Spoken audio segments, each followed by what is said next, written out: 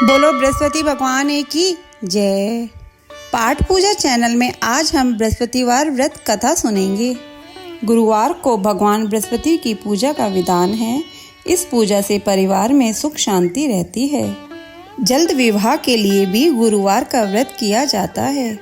गुरुवार की पूजा विधि विधान के अनुसार की जानी चाहिए।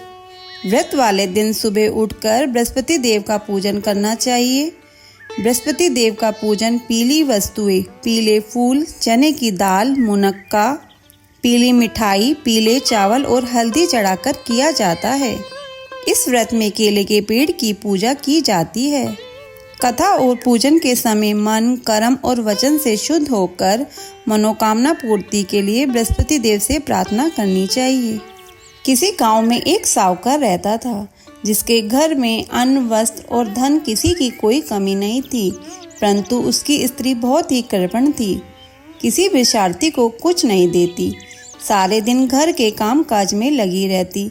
एक समय एक साधु महात्मा बृहस्पतिवार के दिन उसके द्वार पर आए और भिक्षा की याचना की। स्त्री उस समय घर के आंगन को लीप रही थी। इस कारण साधु महाराज से कहने लगी कि महाराज, इस समय तो मैं घर लीप रही हूँ, आपको कुछ नहीं दे सकती, फिर किसी अवकाश के समय आना। साधु महात्मा खाली हाथ चले गए। कुछ दिन के पश्चात वही साधु महाराज आए। उसी तरह भिक्षा मांगी। साहूकारनी उस समय लड़के को खिला रही थी। कहने लगी, महाराज मैं क्या करूं, अवकाश नहीं है, इसलिए आपको भिक्षा नहीं दे सकती। तीसरी बार महात्मा आए तो उसने उन्हें उसी तरह से टालना चाहा, परंतु महात्मा जी कहने लगे कि यदि तुमको बिल्कुल ही अवकाश हो जाए तो मुझको भिक्षा दोगी। साहूकारनी कहने लगी कि हाँ महाराज, यदि ऐसा हो जाए तो आपकी बड़ी कृपा होगी। साधु महात्मा जी कहने लगे कि अच्छा, मैं एक उपाय बताता हूँ। तुम बृहस्पतिवार को दिन चढ़ने पर उठो और सारे घर में झाड़ू लगाकर कूड़ा एक कोने में जमा करके रख दो। घर में चौका इत्यादि मत लगाओ। फिर स्नान आदि करके घर वालों से कह दो कि उस दिन सब हजामत अवश्य बनवाएं। रसोई बना के चूल्हे के पीछे रखा करो, सामने कभी न रखो। सायंकाल को अंधेरा होने के बाद दीपक जलाओ तथा बृहस्पतिवार को पीले वस्त्र मत धारण करो, न पीले रंग की चीजों का भोजन किया करो। यदि ऐसा करोगी तो तुमको घर का कोई काम नहीं करना पड़ेगा। साहूकारनी ने ऐसा ही किया। बृहस्पतिवार को दिन चढ़े उठी, झाड़ू लगाकर कूड़े को घर में जमा कर दिया। पुरुषों ने हजामत बनवाई, भोजन बनाकर चूल्हे के पीछे रखा। वह सब बृहस्पतिवार को ऐसा ही करती रही। अब कुछ काल बाद उसके घर में खाने को दाना न रहा।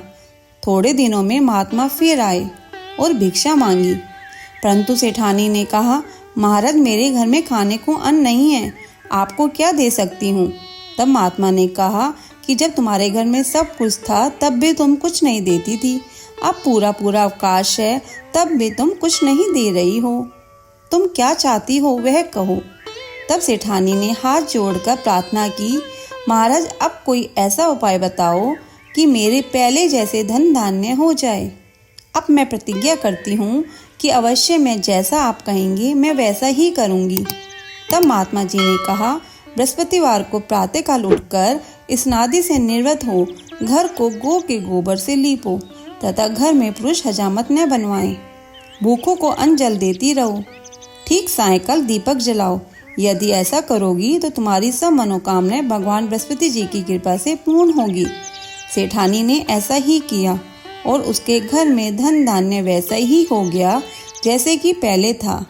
इस प्रकार भगवान बृहस्पति जी की कृपा से अनेक प्रकार के सुख भोग कर दीर्घ काल तक जीवित रही। बृहस्पतिवार की दूसरी कथा।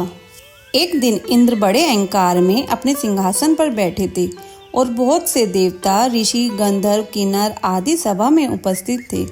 जिस समय बृहस्पति जी वहां पर आए तो सब के सब उनके सम्मान के लिए खड़े हो गए, परंतु इंद्र गर्व के मारे खड़ा न हुआ। यद्यपि वह सदैव उनका आदर किया करता था। बृहस्पति जी अपना अनादर समझते हुए वहां से उठकर चले गए। तब इंद्र को बड़ा शोक हुआ कि देखो, मैंने गुरुजी का अनादर कर दिया, मुझसे बड़ी भारी भूल हो गई। गुरुजी के आशीर्वाद से ही मुझको यह वैभव मिला है। उनके क्रोध से यह सब नष्ट हो जाएगा, इसलिए उनके पास जाकर उनसे क्षमा मांगनी चाहिए, जिससे उनका क्रोध शांत हो जाए और मेरा कल्याण होवे। ऐसा विचार कर इंद्र उनके स्थान पर गए। जब बृहस्पति जी ने अपने योग बल से यह जान लिया कि इंद्र क्षमा मांगने के लिए यहाँ आ रहे हैं, तब क्रोधवश उसने भेंट करना उचित न समझकर अंतर ध्यान हो गए। जब इंद्र ने बृहस्पति जी को घर पर न देखा, तब निराश होकर लौट आए। जब दैत्यों के राजा वशवर्मा को यह समाचार विदित हुआ, तो उसने अपने गुरु शुक्राचार्य की आज्ञा से इंद्रपुरी को चारों तरफ से घेर लिया। गुरु की कृपा न होने के कारण देवता हारने व मार खाने लगे। तब उन्होंने ब्रह्मा जी को विनय पूर्वक सब वृत्तांत सुनाया और कहा कि महाराज दैत्यों से किसी प्रकार बचाइए। तब ब्रह्मा जी कहने लगे कि तुमने बड़ा अपराध किया है, जो गुरुदेव को क्रोधित कर दिया। अब तुम्हारा कल्याण इसी में हो सकता है कि त्वष्टा ब्राह्मण का पुत्र विश्वरूपा बड़ा तपस्वी और ज्ञानी है, उसे अपना पुरोहित बनाओ तो तुम्हारा कल्याण हो सकता है। यह वचन सुनते ही इंद्र त्वष्टा के पास गए और बड़े विनीत भाव से त्वष्टा से कहने लगे कि आप हमारे पुरोहित बनिए, जिससे हमारा कल्याण हो। तब त्वष्टा ने उत्तर दिया कि पुरोहित बनने से तपोबल घट जाता है, परंतु तुम बहुत विनती करते हो, इसलिए मेरा पुत्र विश्वरूपा पुरोहित बनकर तुम्हारी रक्षा करेगा। विश्वरूपा ने पिता की आज्ञा से पुरोहित बनकर ऐसा यत्न किया कि हरि इच्छा से इंद्र वशवर्मा को युद्ध में जीतकर अपने इंद्रासन पर स्थित हुआ। विश्वरूपा के 3 मुख थे। एक मुख से वह सोमपली लता का रस निकाल पीते थे, दूसरे मुख से वह मदिरा पीते और तीसरे मुख से वह अनादि भोजन करते। इंद्र ने कुछ दिनों उपरांत कहा कि मैं आपकी कृपा से यज्ञ करना चाहता हूँ। जब विश्वरूपा की आज्ञानुसार यज्ञ प्रारंभ हो गया, तब एक दैत्य ने विश्वरूपा से कहा कि तुम्हारी माता दैत्य की कन्या है, इस कारण हमारे कल्याण के निमित्त एक आहुति दैत्य के नाम पर भी दे दिया करो तो अति उत्तम बात है। विश्वरूपा उस दैत्य को कहा मानकर आहुति देते समय दैत्य का नाम भी धीरे से लेने लगा। इसी कारण यज्ञ करने से देवताओं का तेज नहीं बढ़ा। इंद्र ने यह वरदान जानते ही क्रोधित होकर विश्वरूपा के 3 सर काट डाले। मद्यपान करने से भंवरा, सोमपली पीने से कबूतर और अन्न खाने के मुख से तीतर बन गया। विश्वरूपा के मरते ही इंद्र का स्वरूप ब्रह्मा हत्या के प्रभाव से बदल गया। देवताओं के 1 वर्ष पश्चाताप करने पर भी ब्रह्मा हत्या का वह पाप न छूटा, तो सब देवताओं के प्रार्थना करने पर ब्रह्मा जी बृहस्पति जी के सहित वहां आए। उस ब्रह्मा हत्या के 4 भाग किए, उनमें से 1 भाग पृथ्वी को दिया। इसी कारण कहीं कहीं धरती ऊंची नीची और बीज बोने के लायक भी नहीं होती। साथ ही ब्रह्मा जी ने यह वरदान दिया, जहाँ पृथ्वी में गड्ढा होगा, कुछ समय पाकर स्वयं भर जाएगा। दूसरा वृक्षों को दिया, जिससे उनमें से गोंद बनकर बहता है। इस कारण गूगल के अतिरिक्त सब गोंद अशुद्ध समझे जाते हैं।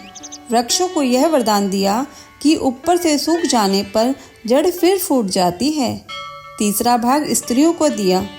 इसी कारण स्त्रियां हर महीने रजस्वला होकर पहले दिन चंडालनी, दूसरे दिन ब्रह्मगातनी, तीसरे दिन धोबिन के समान रहकर चौथे दिन शुद्ध होती है और संतान प्राप्ति का उनको वरदान दिया।